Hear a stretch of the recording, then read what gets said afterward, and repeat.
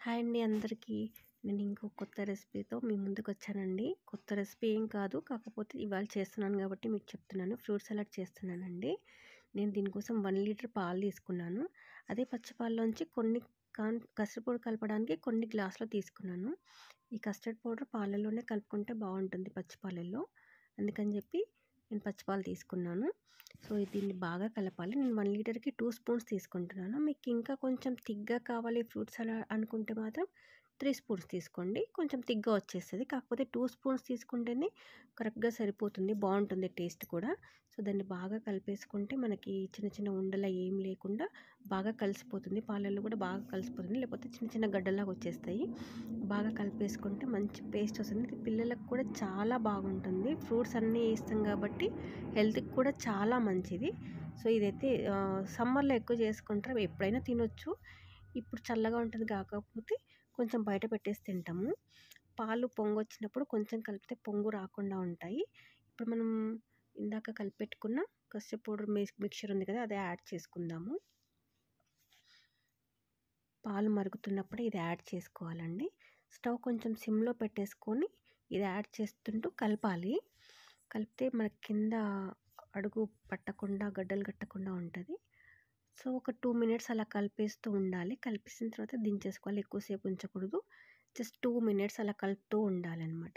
కలిపితే బాగా కలిసిపోతుంది. థిక్‌గా అయిపోతుంటాయి పాలు. కలర్ కూడా కొంచెం యెల్లోయిష్‌గా వస్తాయి.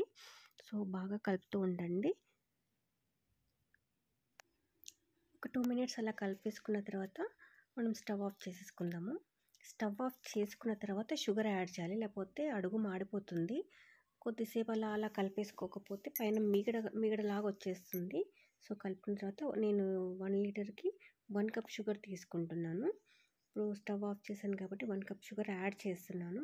షుగర్ యాడ్ చేసి కొంచెం కలిపేసుకొని కిందకి దింపేసుకుందామండి. ఆ హీట్‌కి షుగర్ మెల్ట్ అయిపోతుంది. స్టవ్ ఆఫ్ చేయకపోతే కింద మాడిపోతుంది అది. సో స్టవ్ ఆఫ్ చేసి షుగర్ వేస్తున్నాను. షుగర్ వేసుకున్న తర్వాత దాన్ని బాగా కలిపేసి కొంచెం ఒకసారి టేస్ట్ చూడండి సరిపోయిందో లేదో. లేకపోతే ఇంకొంచెం స్వీట్‌గా తినేవాళ్ళు ఇంకొంచెం షుగర్ యాడ్ చేసుకోండి. యాడ్ చేసుకున్న తర్వాత బాగా కలిపేస్తే తొందరగా షుగర్ అనేది మెల్ట్ అయిపోతుంది. తర్వాత కిందకి దింపేసుకుందాము. కిందకి దింపేసుకున్న తర్వాత కూడా కొంచెం అది కలుపుతూనే ఉండాలి. పైన మిగడ గట్టిగా కట్టేస్తుంది లేకపోతే. సో అలా కట్టకుండా కలుపుతూ ఉంటే మనకు స్మూత్ టెక్స్చర్ వచ్చేస్తుంది మిగడ కట్టకుండా. అలా కలుపుతూ ఉండాలి.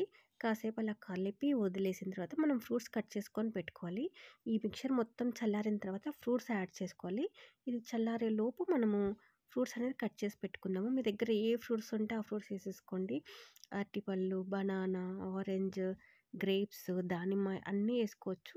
దీనికి తర్వాత బాదం, కాజు కూడా చిన్న చిన్న ముక్కలుగా కట్ చేసుకొని వేసుకుంటే కూడా చాలా టేస్ట్‌గా ఉంటుందండి. అయితే నేను అవన్నీ యాడ్ చేయట్లేదు. ఓన్లీ నా దగ్గర ప్రెజెంట్ ఉన్న ఫ్రూట్స్ మాత్రమే యాడ్ చేస్తున్నాను. అన్నీ ఉంటే మాత్రం ఖచ్చితంగా యాడ్ చేశాను. చాలా బాగుంటుంది టేస్ట్. ఇవన్నీ ఫ్రూట్స్ చిన్న చిన్న పీసెస్ కట్ చేసుకొని ఇప్పుడు మనం ఆ మిక్చర్ చల్లారిన తర్వాత అందులో యాడ్ చేసుకోవాలి. నా దగ్గర బనానా, యాపిల్, దానిమ్మ ఇవి మాత్రమే ఉన్నాయి. తర్వాత గ్రేప్స్ అయితే తెప్పించాను. సో మీ దగ్గర ఉన్న ఫ్రూట్స్ అన్నీ వేసుకోండి. డ్రై ఫ్రూట్స్ కూడా బాగా టేస్ట్ వస్తాయండి. ట్రై చేయండి ఒకసారి. ఇవన్నీ వేసేసుకొని బాగా కలిపేసి ఫ్రిడ్జ్‌లో పెట్టేసుకోండి. చలికాలం కొందరికి కోల్డ్ వస్తుందంటే మాత్రం బయటనే పెట్టేసుకోండి. కొంచెం ఇది మొత్తం మిక్చర్ చల్లారిన తర్వాత వేస్తాం కాబట్టి వెంటనే తినేసేయొచ్చు. చాలా బాగుంటుంది టేస్ట్. ట్రై చేయండి మీరు ఖచ్చితంగా.